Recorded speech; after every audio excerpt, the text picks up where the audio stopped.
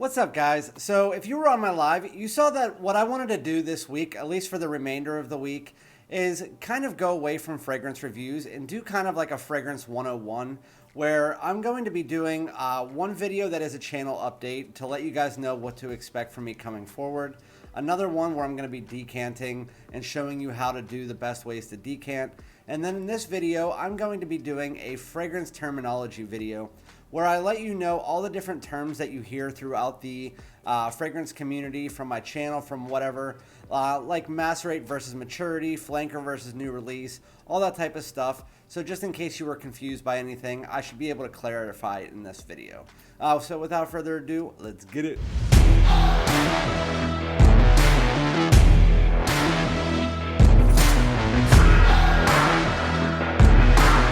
Welcome back, my dudes. So again, this is Randy, aka FragranceDoud, back with another fragrance video. Today we're not going to be doing fragrance reviews or lists. We're going to be talking about terminology in the fragrance community that you might not know, from the basic to the more advanced.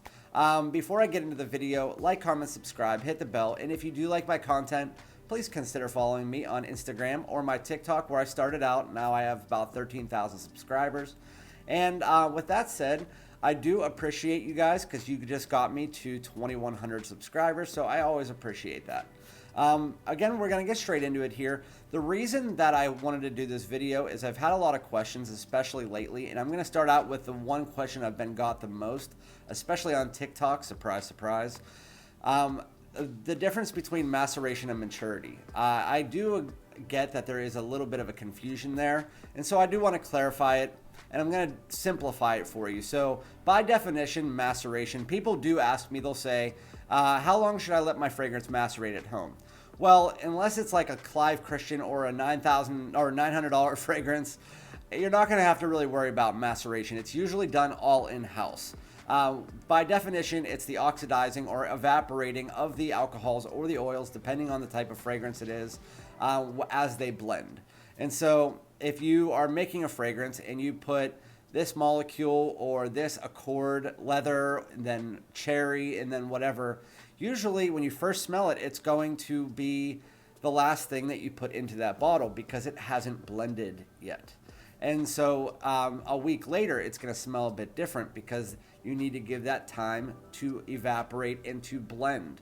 That's why I always talk about in my fragrance videos about the blends. I like a well-blended fragrance where you can pick out the notes very easily outside of ones that aren't well blended and they're very muddled and things are all put together to the point where you can't really pick out this or this or this.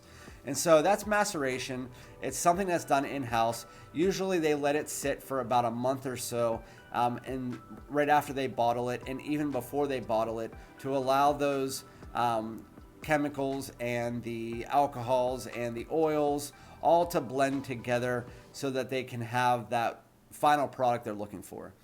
Then we have the maturity, and this is where the coming at home. So they do allow it to mature a bit. And for the most part, maturity doesn't need that long of a period of time if you're talking about more synthetic designer fragrances. So if you have a $20 or $30 fragrance, most of the time it's not going to be maturing at home.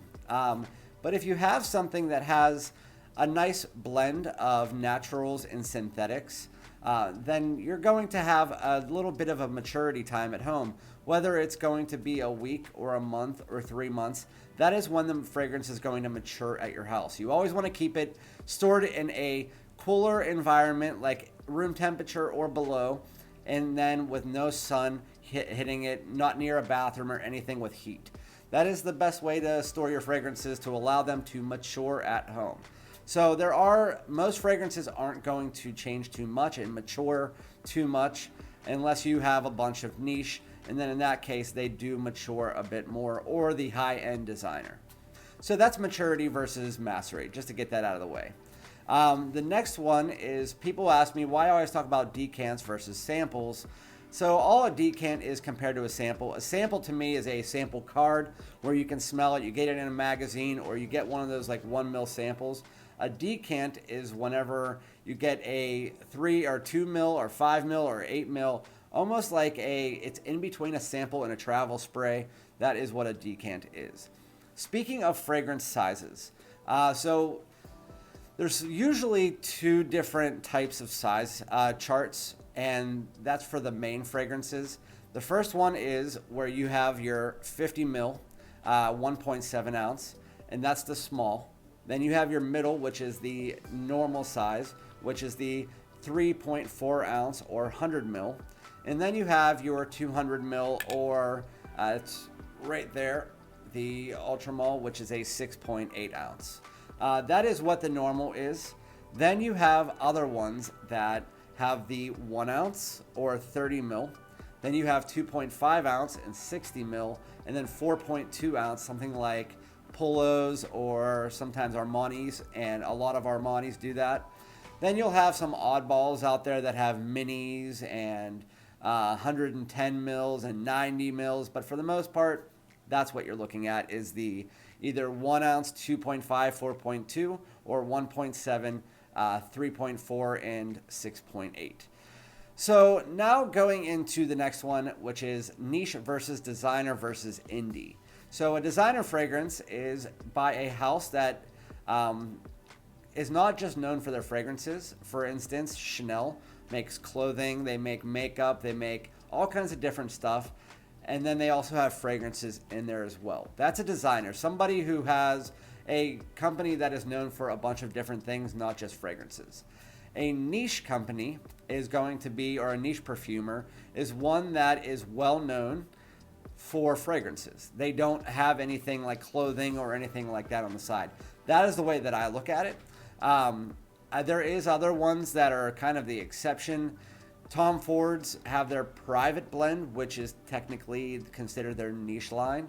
And then they have their other line that like Noir Extreme, which is in their designer realm. So some people just call Tom Ford designer. That's what I call it. Then you have your indies. So indies is kind of like if I decided to create fragrances in my basement, and then it started to get a little bit of attraction.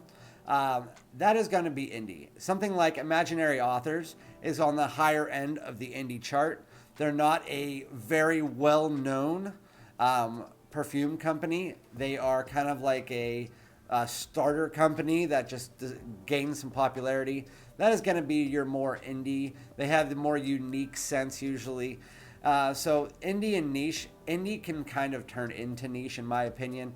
If Imaginary Authors became a very mass appealing like Parfums de Marly, if it got the sales of Parfums de Marly, in my opinion, Imaginary Authors would then become a niche. So the next thing I wanted to talk about is the different concentrations and the reason why I call these fragrances and not cologne. So there's 5 or 6 different types of concentrations. The lowest one is going to be 3% or below alcohol per volume, or whatever it's called, concentration. And what that's going to mean is that it's not going to last very long. There's not that many oils mixed into that alcohol. It's going to be more of a splash, and that is an eau fraiche. Like something like YSL eau fraiche is actually an eau de toilette, so don't take it that way. But an eau fraiche, a true eau fraiche, is going to be something like a body spray or a splash that is just going to last you about an hour or so after a shower. You really don't see them that often. The next one, and the reason why I don't call these colognes anymore, and I call them fragrances, is there's an eau de cologne. An eau de cologne is going to be something that is usually 3 to 6% or even less than that concentration. And the main ones that I know from that are Tommy Bahama's, like Set Sail St. Bart's is an eau de cologne. Lasts about 45 minutes to an hour. And they smell great, but their concentration is so terrible that an eau de cologne usually is going to be really crappy and not worth a pickup. And Tommy Bahama's Set Sail St. Bart's is really one of the only ones that I would wear in that situation. The difference is that you also will find fragrances that are called cologne, like Dior Homme cologne, but it's not an actual cologne. So you have to check the bottom of the bottle or the box to make sure it's not an eau de cologne. Dior Homme cologne, I believe, is an eau de toilette, which is the next step up.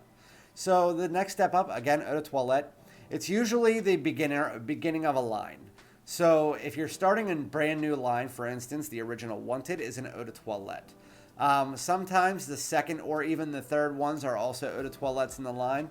But for the most part, the original is usually the eau de toilette. And then you move to the eau de parfum, then the parfum, and then the elixir. So the eau de toilette is going to be usually 6 to 8% concentration, sometimes higher, sometimes lower. You also have the eau de toilette intenses, like that one right there, the Ultramol. They're usually just going to be on the higher end of that spectrum of concentration. Again, it's just the starter of the line. They're usually going to get you 4 to 6 hours of longevity. The projection is usually going to be the highest, in my opinion, and the eau de toilette. Usually the higher the concentration, the lower the projection, but the higher the longevity is what I found until you get to elixir, which in the designer realm, elixir is usually what projects the most, at least from what I've seen. So an eau de toilette is going to project well, not going to last super long, going to be more of your random pull everyday scents. So that is an eau de toilette. Then we're going into eau de parfum. Eau de parfum is going to be usually the most versatile fragrances in the line for the most part. That's what I found, at least in the designer community. They usually are going to last the best amount of time while projecting the best. So overall, the best performers overall, because you still get those eau de toilette projection while still getting that 6 to 8 hours of longevity, if not more, like YSL Eau de Parfum. It's a really good, very versatile fragrance. It's going to project well. So then you move into the next one, which is Parfum. As you're getting to 16 to 20% concentration with the Parfum, it's going to, especially this year, Ralph's Club Parfum, Armani Code Parfum, they're more intimate scents. And when I say intimate scents, I mean they sit closer to the skin. Then people aren't going to notice you as much as they would with an eau de toilette or an eau de parfum.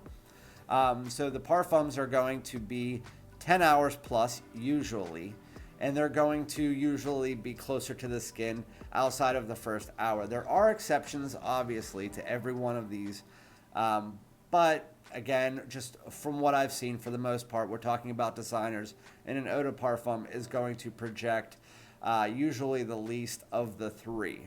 Then we're going to get into elixir.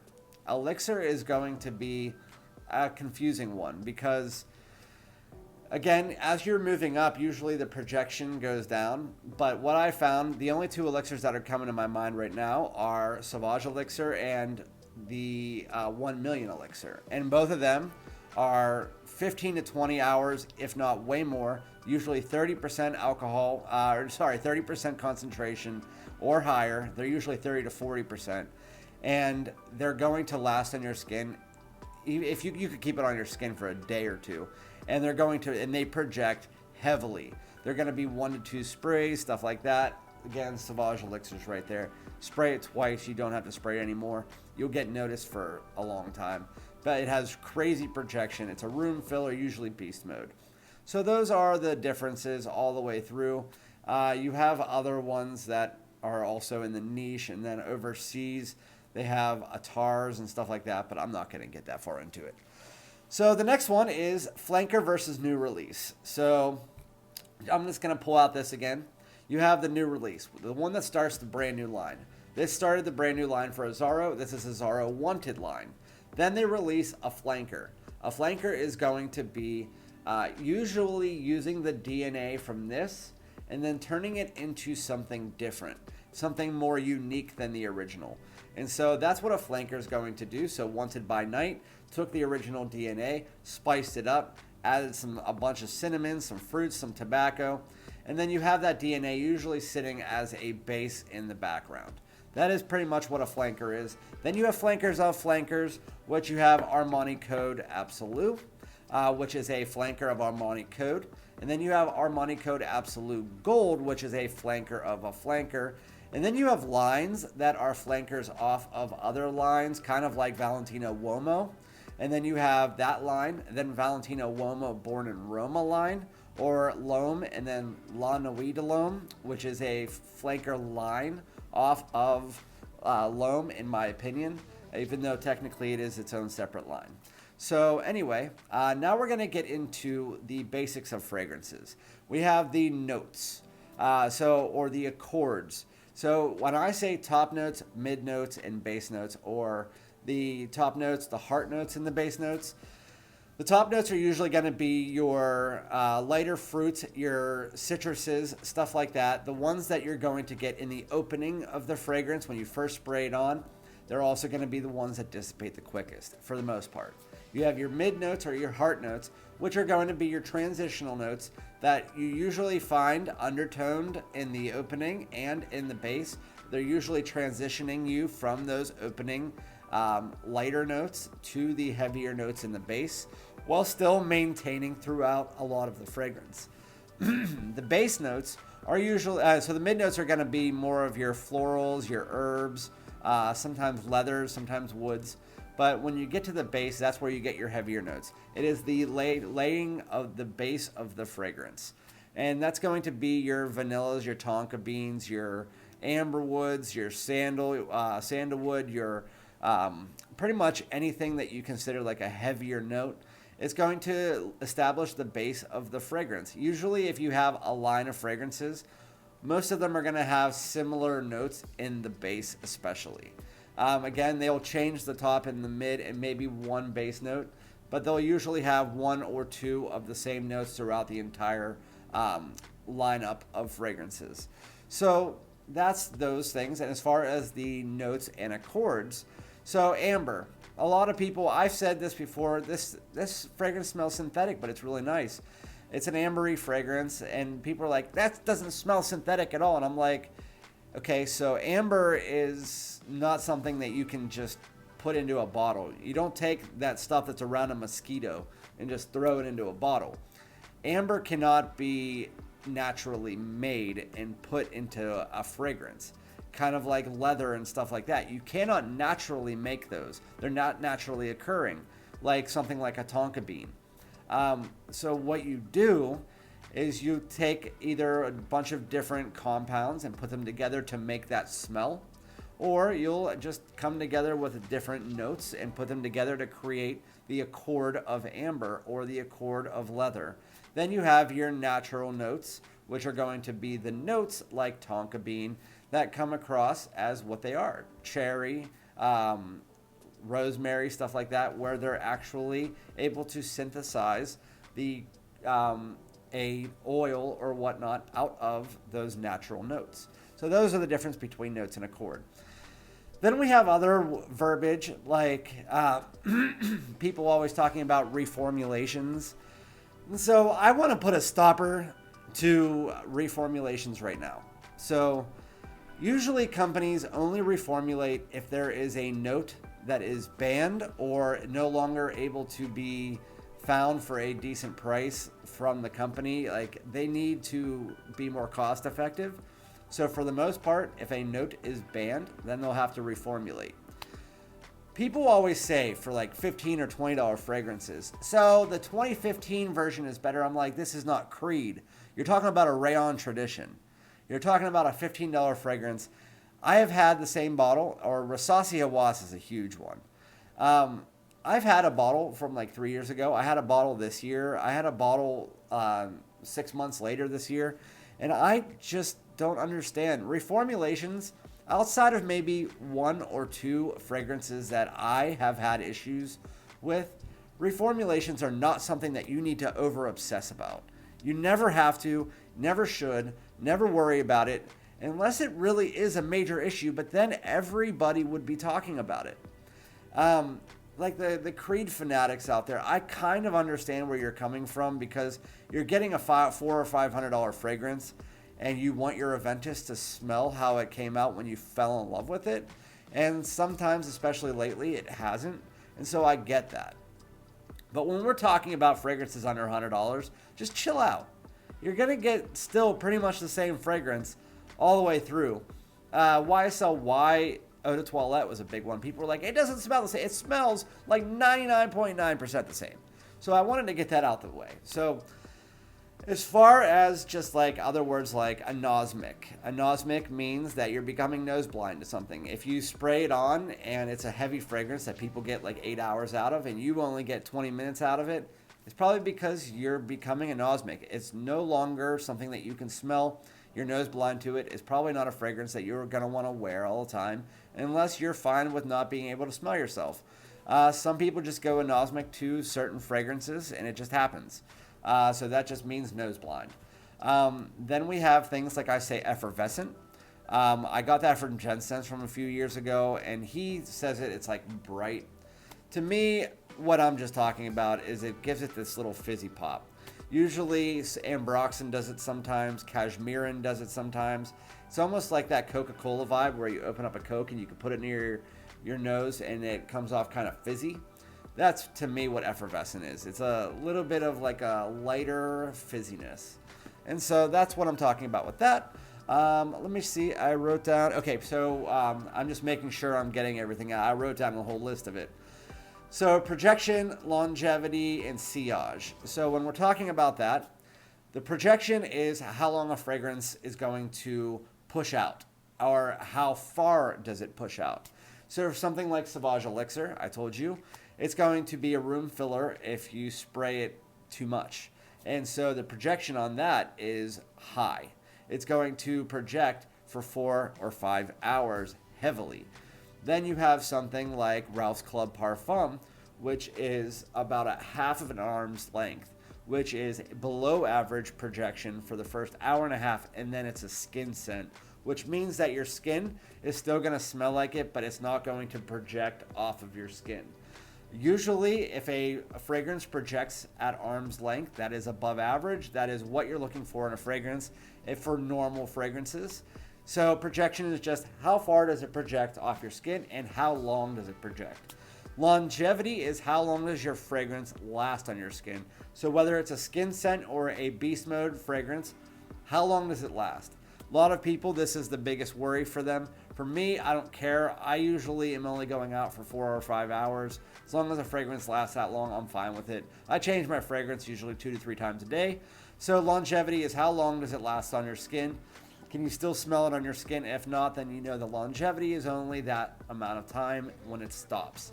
Last one is sillage. Sillage is kind of, picture yourself having an invisible Superman cape flowing behind you, and it's made of fragrance. And so the sillage is how far and how wide does that Superman cape go behind you. So if I sprayed on Sauvage ELIXIR, that Superman cape, as I'm walking down the sidewalk, would probably stretch about at least 20 yards behind me, where people would still be able to get that cloud or that sillage from me walking just through the air. Then you have other ones that don't have any sillage, or maybe like a foot of sillage, where if they're walking behind you, unless they're up next to you, they're not going to be able to smell you at all. So that is sillage. So I just wanted to pop back in here for one more thing that I completely forgot. I was looking at my sheet. I wanted to talk about clones versus inspired by. So whenever I talk about a fragrance clone, usually it's going to just mean what it means. You know what a clone means, it's a copy of something. And so a lot of fragrances are called clone houses, and that is Lattafa, Al Haramain, Armaf, Alexandria, Dua, all of them. Some of them better than others. Lattafa, to me right now, is the best of them. A clone of Dior Sauvage ELIXIR is Lattafa Assad, and that is where they're trying to clone it 100% to make it almost exactly like the original for a lot lesser of a price. That is what a clone is. Then you have something that is inspired by, and that is going to be usually something like Mont Blanc Explorer, where it is going to do its own thing while still having those vibes of another fragrance that you can just say, yeah, that's definitely inspired by this. So Mont Blanc Explorer, while it doesn't smell like Creed Aventus, is definitely inspired by Creed Aventus. You can tell that it's trying to go for more of its own thing in the designer realm and make it more mass appealing. And it doesn't smell at all like Aventus. It has little hints of it in the opening. It's just the type of fragrance is definitely inspired by Creed Aventus. So those are the two different things when it comes to clones and inspired by that I wanted to let you know. Outside of that, I don't really have anything else to talk about with fragrance terminology, at least ones that I can't think of right now. I got the accords, I got the fragrances, concentrations, all that. If you do think of anything else that you have any questions about what it means, please let me know below. If I think of anything else, I'll probably talk about it on my live. But comment below, let me know what you think about this, if there's anything that you're confused about, or if there's anything you want me to answer. And again, I'll be back with another video tomorrow, and that is either going to be my channel update or my decanting video. I'm not sure yet. So thank you guys so much. Again, like, comment, subscribe, and I'll be back with another one. Peace.